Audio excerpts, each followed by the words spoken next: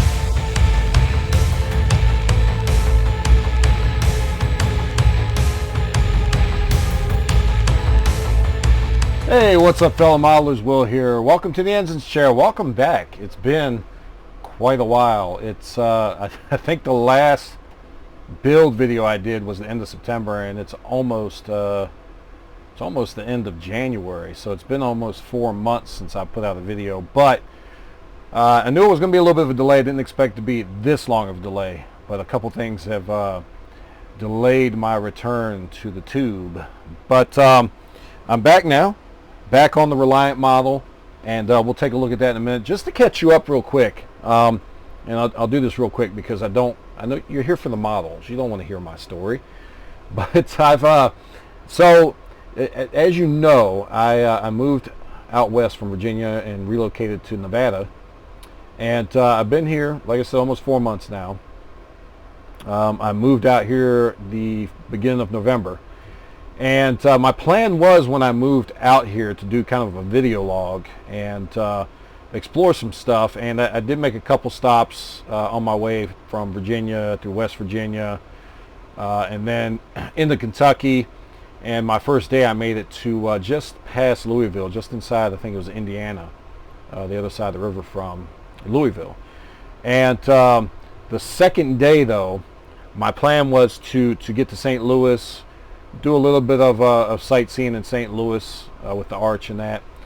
And I really wanted to take a run north to Riverside, Iowa.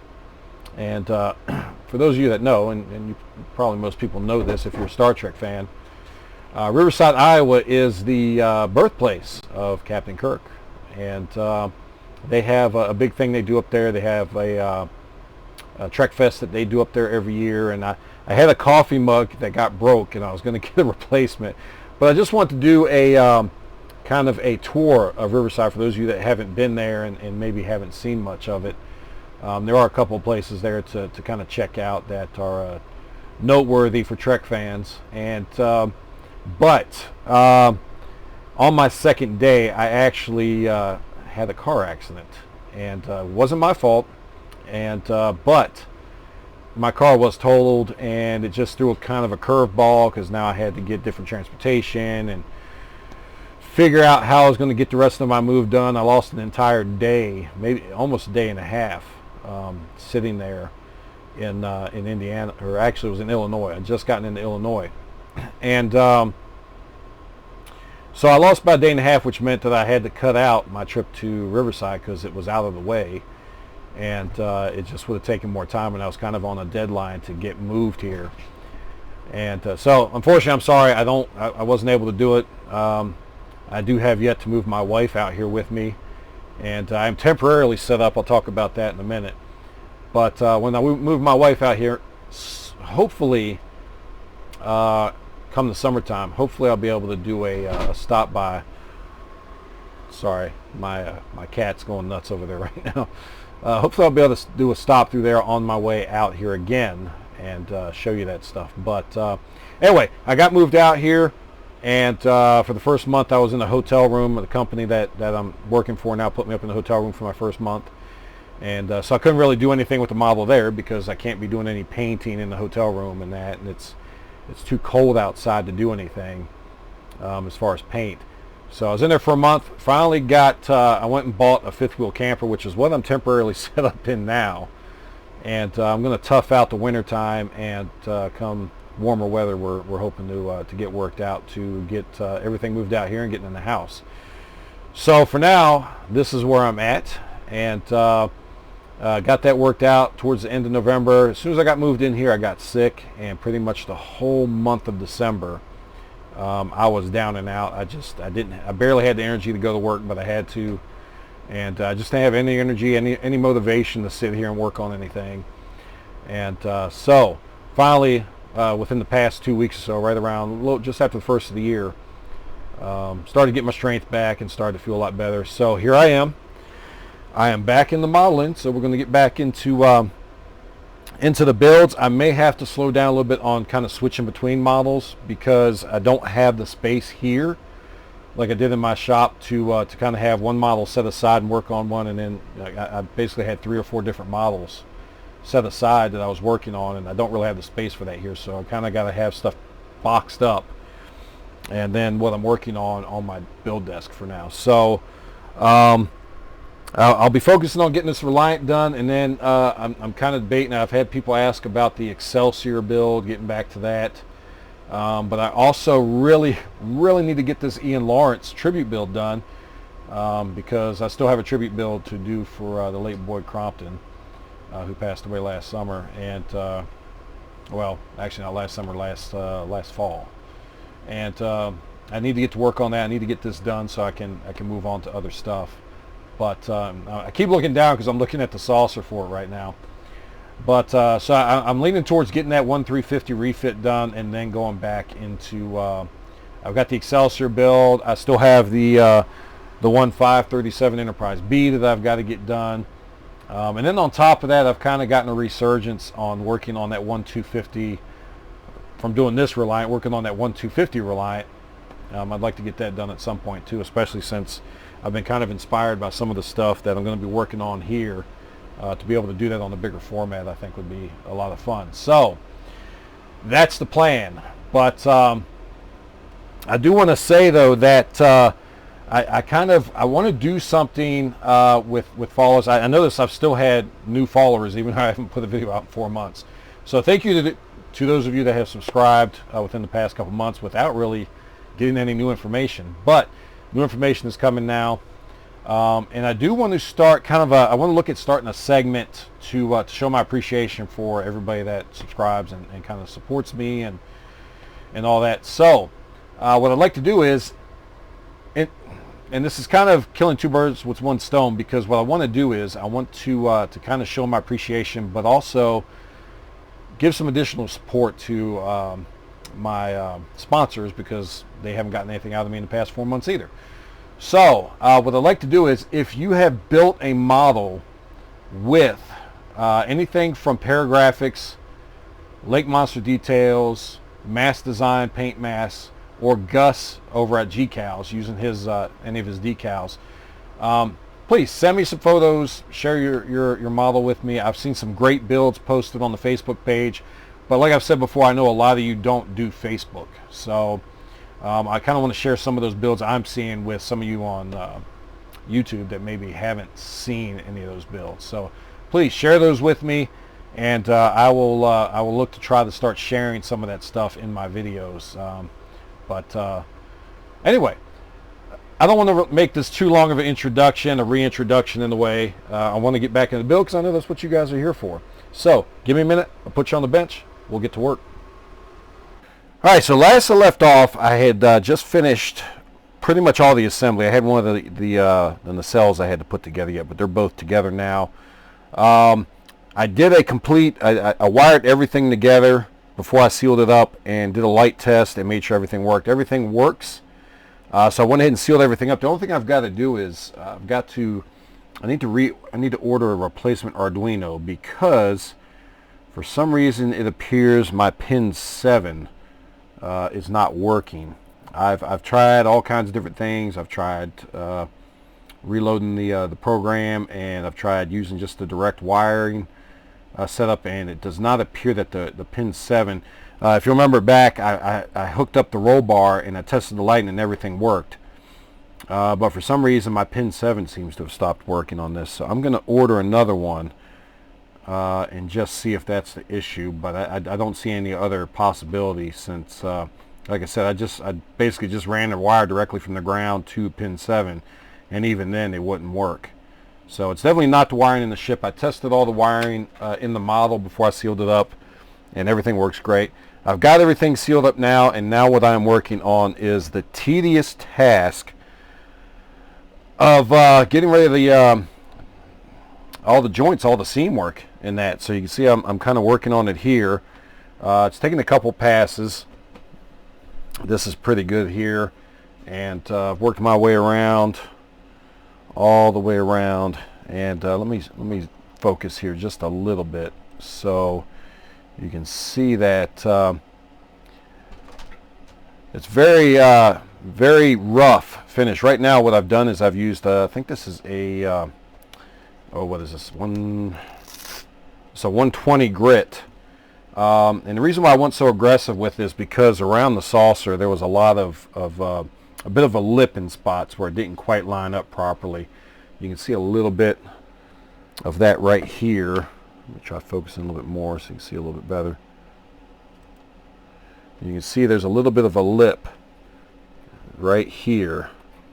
So I use that higher grit or that lower grit or the coarser grit sandpaper to kind of take all that down and get it where it needs to be. I've already come over all this once, and then I come over it again. This part I haven't sanded yet, but all this I've done, and then back here I've done, and I've had to come over it with some more putty because I didn't quite get this grill to lay flush with the other piece here. So I've got a little bit of fill and sand and leveling that out, and everything looks pretty good. In the back here, I prefer to use the Bondo for the most part if I can, but there's a couple of spots where you're not really going to be able to sand it too easily. So what I like to do is use the perfect plastic putty, and then what I can do is come in with a wet Q-tip and get into there a lot easier than I would be able to with sandpaper. So that's what I've done there, and I'm coming around, I'm working on these. Like I said, it's very tedious because I don't want to mess up the detail anywhere, and I want to make sure I keep my my raised edges where they need to be. So I've had to come in with some small pieces of sandpaper and just sand very carefully around some of these spots so that I don't obliterate any of the detail. But I basically got that worked out. Now, one issue I did have when I moved here is I didn't support this underside, and what happened was the dome was basically what the weight of this was resting on, and I had some other stuff packed in the box with this. So what happened was that dome actually kind of became a little bit concaved. You could tell just by looking at it that it had depressed some from just the weight sitting on it for a long period of time. So I pulled it off, and I'm reprinting it now, and I'll get that put back on once it's done reprinting. But that's the only issue I really had with this model as far as in the move. No damage to this. But so that's what I'm working on now, is getting all these seams taken care of. Like I said, I like to go over it with the Bondo first, and then I'll come over it with I'll tape off the seam. Oop, too far.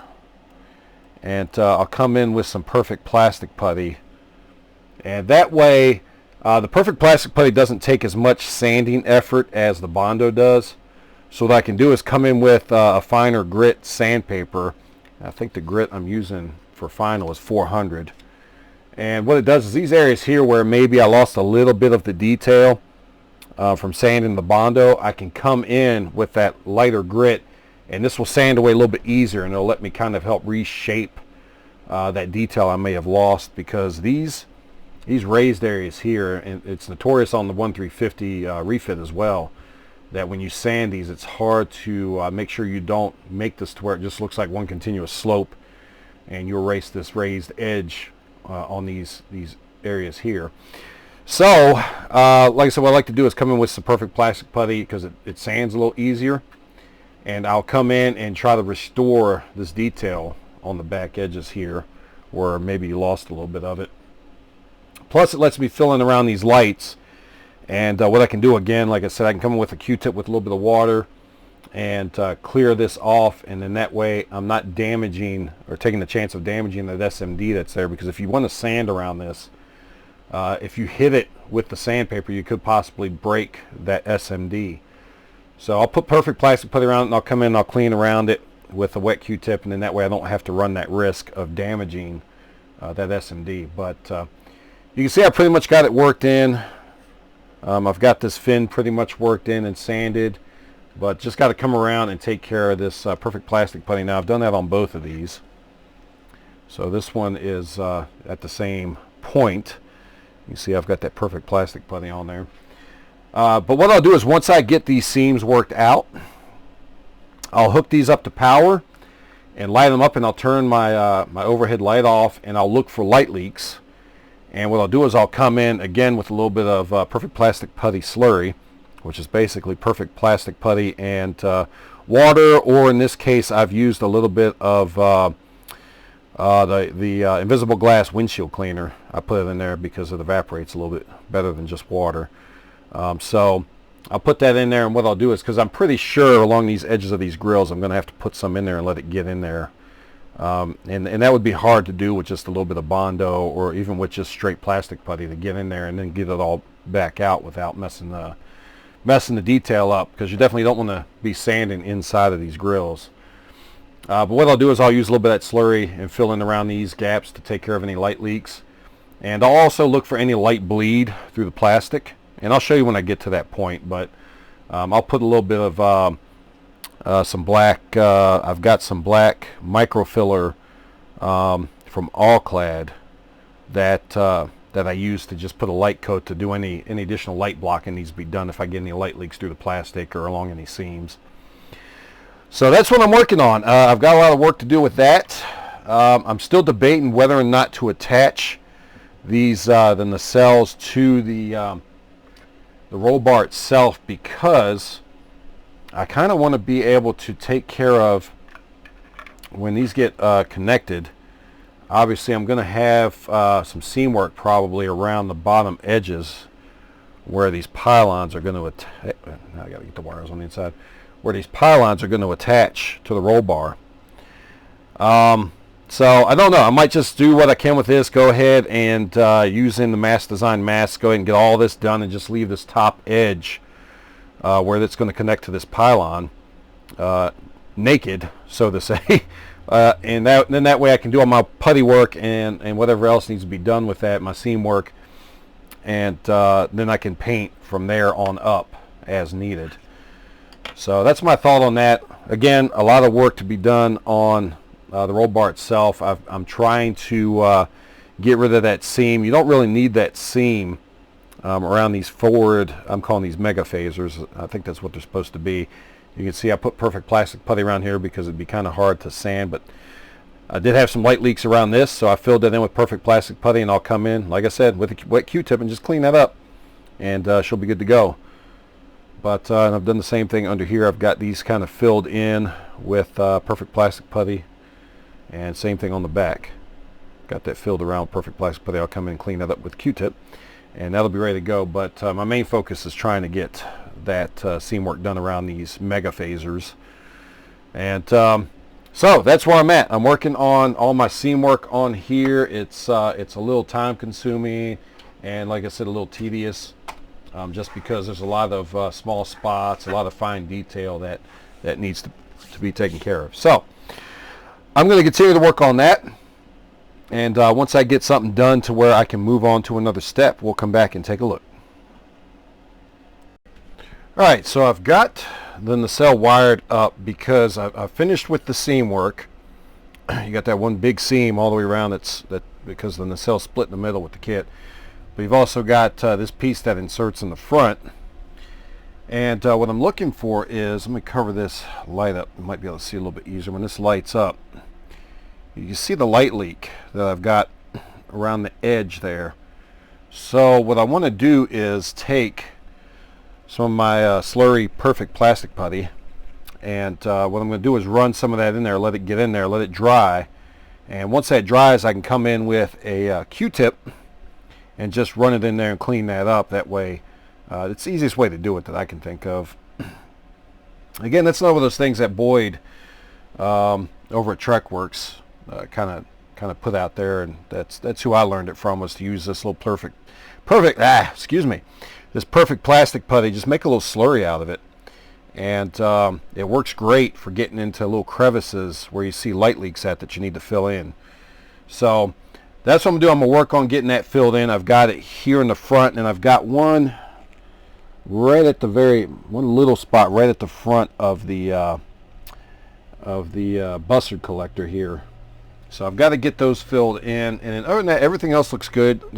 I haven't addressed the light leaks through the plastic because I'm going to get my my all-clad black primer and come over this whole thing with a coat. So that's going to pretty much eliminate 90, 100%, 90 to 100%, probably about 90% on the first pass.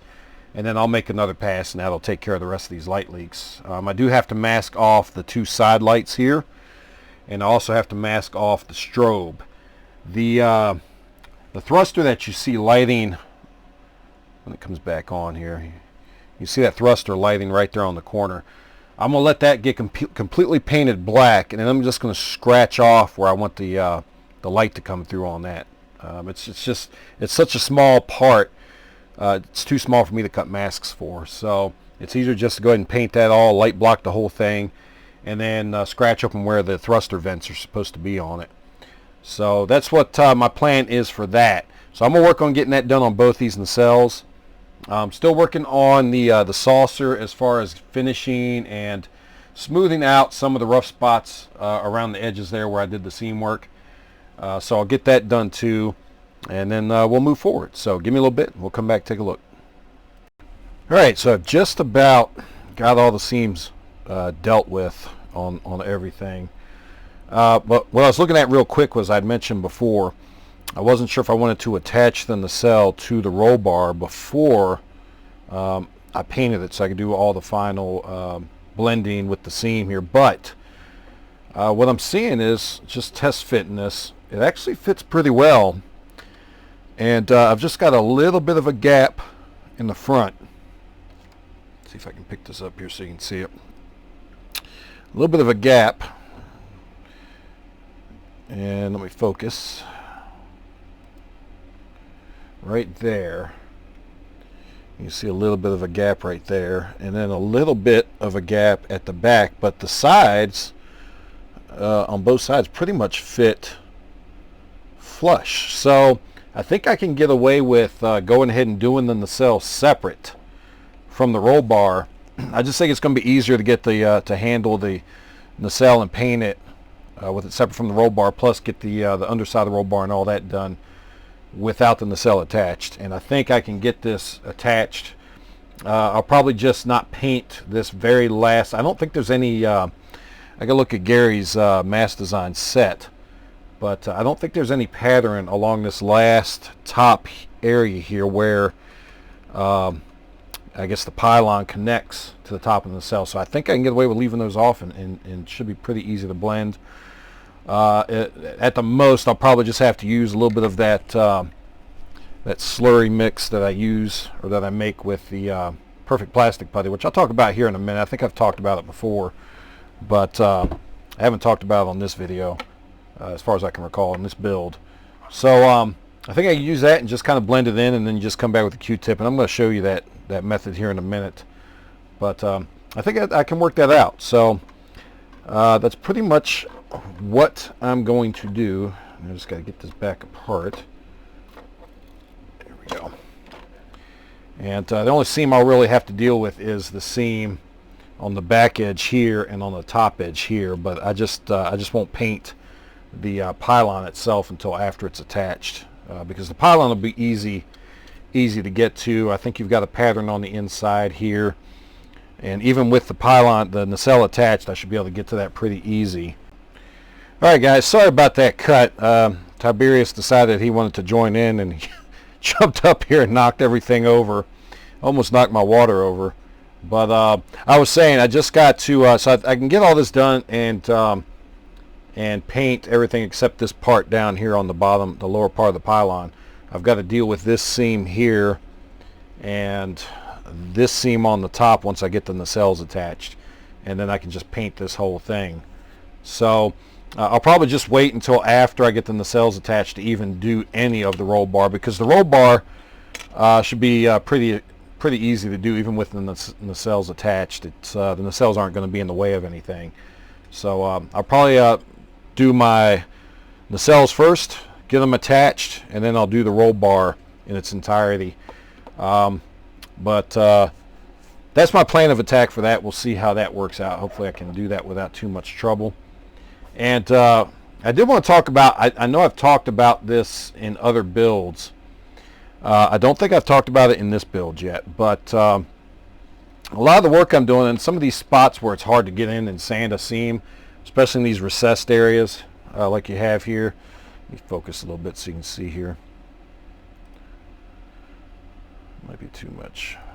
All right, so you can see where I filled in around here, because I did have a light leak, I think on this lower area here. But I've done that all around the edge here, and then also around the edge here on the back side. And what I did was I used a method that the late great Boyd Crompton shared, and it still feels kind of weird to say the late Boyd Crompton. It's still hard to believe he's not with us anymore, but I'd seen him use this method. He's used it a couple times in his build videos, but I first saw him do it and learned it from him when he did his 1350 TOS build, because it was a real easy way to kind of take care of any light leaks around the shuttle bay on the back side. So what I do and what he did is you just mix a little bit of what he called a slurry, and basically you take some perfect plastic putty. I would say probably 2 parts perfect plastic putty and maybe 1 part water, if that much. You don't use a whole lot of water. Actually what I use is windshield cleaner, automotive windshield cleaner. The same stuff I use to dilute my acrylic craft paints. But so I put that in the bottle and I shake it up real good, and you just want it to come out enough, and you can test it once you get it made. But you want it to puddle up or build up a bit when you put it down. You don't want it to kind of run. So if you put a drop on here and it goes real flat, it's too thin. If you put a drop on there and it beads up real nice, then that's right about where you want it at. But I'll make a bottle of this stuff, and I'll use it to fill in those seams like I showed, and then on ones like this in the front here of the nacelle, let me focus here, you see it looks kind of a mess, but it's pretty easy to clean this up because it's water soluble. So you just take a Q-tip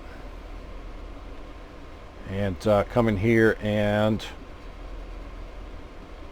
clean it up. And it may take you a couple Q-tips to do it.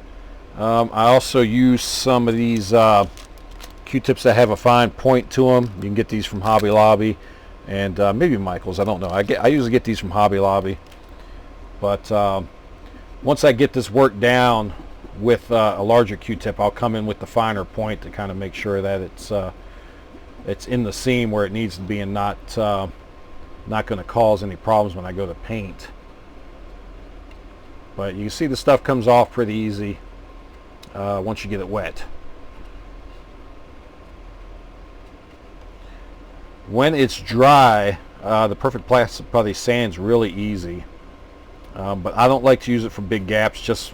I typically only use it for smaller gaps like what you have when you've got these parts here fitting together. I'll typically will come over a seam or a major gap with my Bondo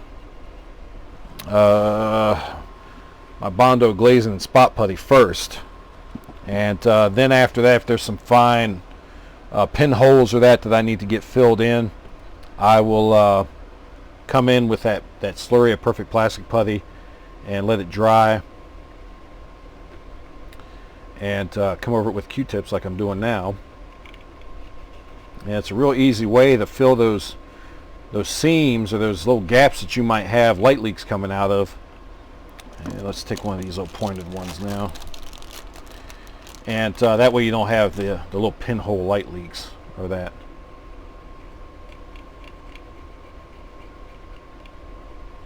And just going to finish cleaning this up a little bit more. I'm not going to do this whole thing with you on camera here because I know y'all don't want to sit here and watch me for the next couple minutes cleaning up seams, but just so you see how easy this stuff cleans up.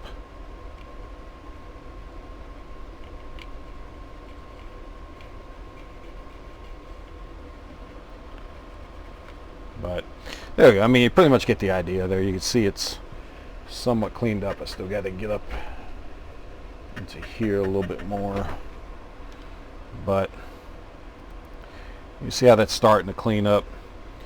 Like I said, it takes a little bit of water. Just come into these little gaps here and get it cleaned up. But so that's pretty much what I got to do. I got to finish working on these seams on the front of both of the nacelles. I still got to do this one yet, and those will be ready. I'm just about ready to start throwing some paint on these parts. I do need to do a primer coat of black first, because remember there's the light comes through this because I didn't light block the inside. I think I did light block the back side, but I didn't light block the front, the inside here. So I've got to do that, plus I'm going to need some black paint to kind of help light block where I still got exposed white plastic up here. It's going to show through. So I will do that. I'm actually in the process now of building a paint booth here because I didn't have one before. When I was in the shop, typically I would go outside and paint because it wasn't that bad when it was cold. I would typically do a quick spray with the door and the vent going inside the shop there, and that was good enough. But inside this this camper, I can't do that. I've got to have an actual paint booth. So I've got one I'm working on. I just need to get a couple more parts, and then that'll be ready to go, and then I can start throwing some paint on these. So next episode, I should have the paint down. And it's going to take a little bit because I've got to do a couple coats. I've got to do black on there first, and then I've got to come over with white, and that white's got to dry a couple days before I can do anything with the masks from Mask Design. So I've got to get that straightened out. And but other than that, I mean, the only thing I'm still working on the main part is kind of trying to clean up this back section a little bit. I had a little bit of a dip right here where this vent, the edge of this Paragrafix vent, I didn't quite get it seated all the way, and there was a little bit of a dip between that part and my window insert here. So I filled that in. I've got to sand that smooth.